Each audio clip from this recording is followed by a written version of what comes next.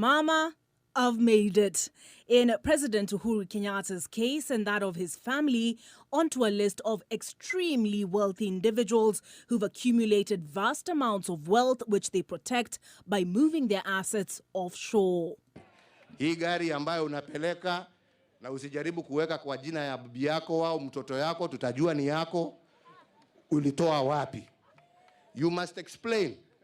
Na ule wa kwanza kufanyiwa lifestyle audit ni mimi, kwa sababu mimi ndio mfanyikazi number 1. The Pandora Papers detailing some of the family's offshore holdings with the purchases made by way of shell companies.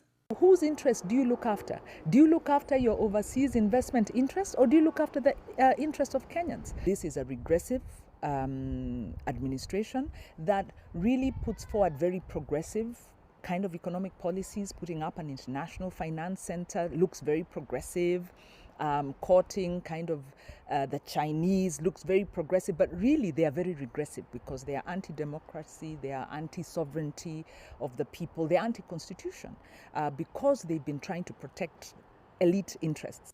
Not only does the report highlight the family's offshore holdings, but it addresses the origins of their vast land holdings, perhaps the nation's worst kept secret. My friend Uhuru Kenyatta, the family is one of the largest, if not the largest, landowners in Kenya.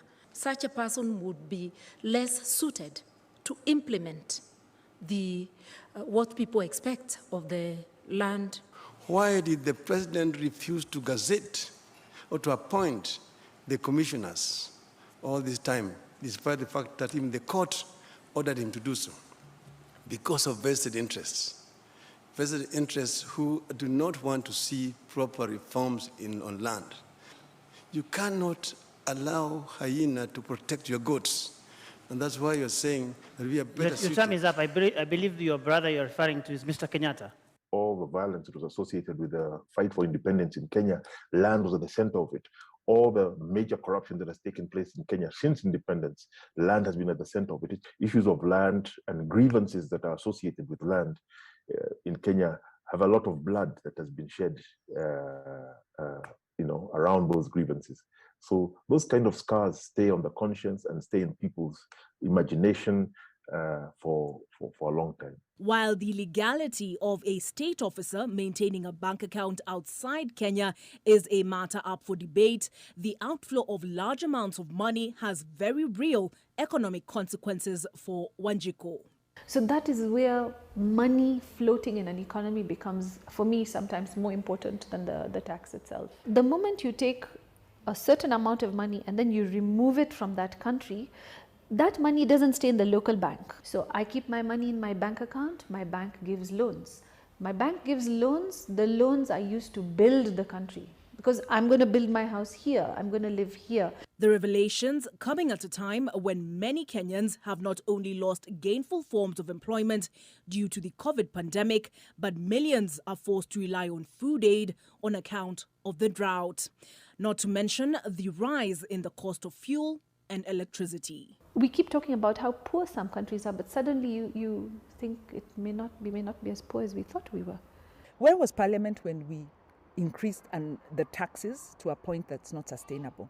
Where was Parliament when we were passing the official declarations, wealth declarations law?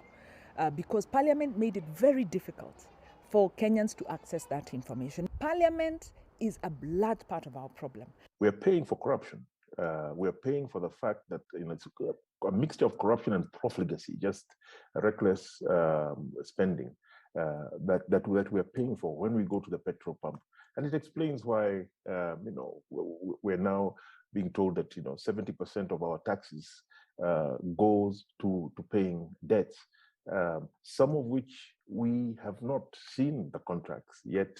They're going to be paid for by our generation and the coming generation as well. So this raises a very fundamental transparency issue.